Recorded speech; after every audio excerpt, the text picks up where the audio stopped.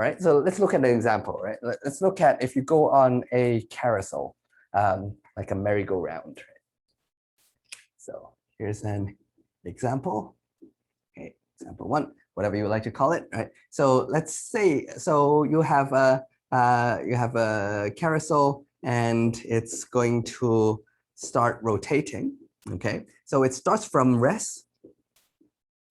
Okay, it starts from rest, and you want to know its final velocity. If let's say you want to, so what are the units of what's angular velocity? So remember, angular velocity, right? Roughly speaking, is this over this, right? So what do we measure theta with? Always stick with radians. Okay, don't use degrees. It's whenever you do a rotational motion. If they're given in degrees, convert it to radians. Radians is the base SI units. Treat this as the base SI units for angles.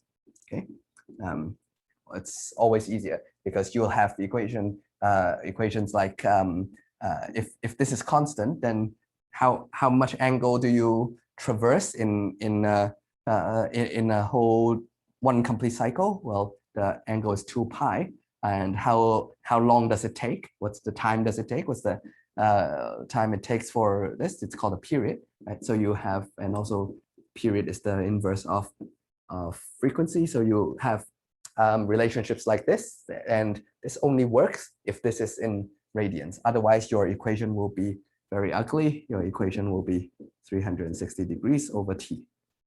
It's okay, but then you have 360 degrees times f.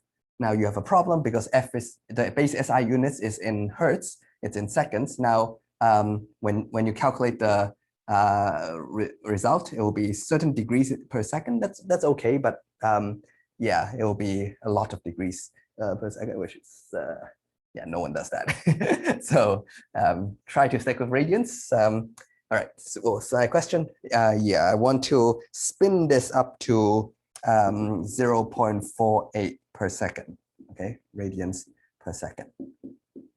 Okay, so what I want to spin this up to this fast per, yeah, with an average, with a constant.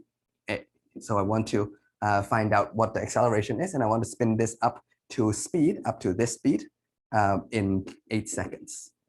Okay, so my aim is to find alpha. All right, so let's go about it. So my aim is to find alpha. What do I have? I have, I'll write out everything I have. Okay, so this is my aim. I have 8 seconds. This is in SI units. I know this is 0.48. Radians is in base SI. Seconds is in base SI units. So I don't have to write anything over here. My initial is 0. All right, good. And I don't care about this. So I need to find the equation with no angular displacement. Looks like we can use the first one, right? So we'll go with that and plug in 0 plus alpha and 0.48 and 8, right? And we can go about, and you can double check. I think the answer would be 0.06. So 0.06 radians per second square. Okay, so just like meters per second square, the average, the base SI units for angles is radians, right? So just put back in the base SI units for the angular acceleration. Okay, you might be interested in, so how fast is that, right? You can put that in degrees, but well, what is it in? So what's the rotation speed in revolutions per second? Okay, so if they ask you, all right, so how many revolution does it go per second? So not how many radians per second, but how many revolutions per second. What is that asking for? That's asking for the frequency. Okay, so so how would you calculate that? How many revolutions per second is if omega is 0.48 radians per second. Okay. Well, there's a couple of ways to do that. One way is to use the formula, but I'll show you just sort of if you can think your way through as well. It's basically just a unit conversion issue, right? So this is 0.48 radians per second, but one revolution is equals to 2 pi radians. Agree? Right?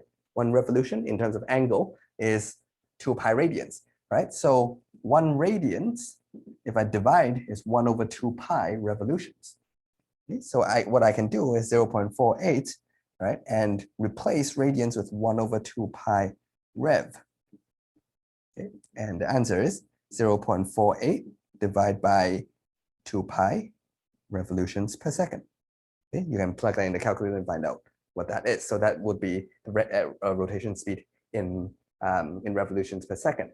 But of course, that is now frequency once we've changed that. So this is sort of me not using a formula and thinking my way through, or you can use a formula. So if omega is constant, so this is basically asking up to just like the carousel, up when it goes up to the final angular speed, it usually stays constant for a while before it decelerates again. So what would be the frequency there? Like when this is constant, it follows this formula. Okay, so there's a difference. You see, there's a difference between formula and definition. The definition of average velocity is this. Instantaneous angular velocity, right, is this. This is definition. Definition is always true. Formulas are not necessarily always true. It's true with some certain constraints, right? It's true in a certain scenario. And in this case, this formula over here, if I write without a bar, with a bar it's always true, but without a bar, then it's without the average. So it's only work if this is a constant, because if that's constant, then the average is the same as instantaneous. Okay, so all right, so I can use the formula if this is constant. What is the frequency, because it asks for revolution per second, so the frequency is omega over 2 pi. And now I just plug in the SI units, which is 0.48 divided by 2 pi, and now just plug in the units at the end, 1 over seconds or hertz. Okay, so you see you get the same answer. Okay, and let's do one more example. Let's try to see. This is one in your book as well. So you can look at it. One of the ancient objects called a CD. So you can, if you have a compact disc like this, a CD, and it rotates at 70 to 100 revolutions per minute, okay, RPM. Okay, so that's revolutions per minute. Okay. And we want to know what is the angular velocity of it, and what is the speed if it rotates. Yeah, so what is the angular velocity of this guy? And if you want to slow it down to let's see if it even asks. No, it just asks for the angular speed. All right, so if you want to convert that to the angular speed, okay, so you're basically given frequency, but it's in revolutions per minute. Okay, so how are you going to do this? So revolution per minute, it's first of all convert that to SI units before you use the formula, and it's going at a constant. Okay, so there's no SUVAT in this case, but anyway, it's a good exercise as well. Revolution per minute, 1 minute is 60 seconds. Okay, so it's basically 7200 divided by 60 revolutions per second. Okay, so that's my quick way of unit conversion, and of course that's 120 per second, so that's hertz. All right, revolution doesn't need a unit. It's basically 120 per second, right? 120 revolution per second. Okay, so the angular speed, because one revolution is 2 pi. So how much angle? So how much angle do you go? So instantaneous or average is the same if it's constant. How much angle has you go per minute? You can basically just multiply by 2 pi because this is that much revolutions per second, right? So you can multiply that and 2 pi times 120, right? And the units is that much radians per second. Okay. All right. So basically, now you see it's really just SUVAT again, sort of on steroids, but just SUVAT in Greek. That's what I call it. All right.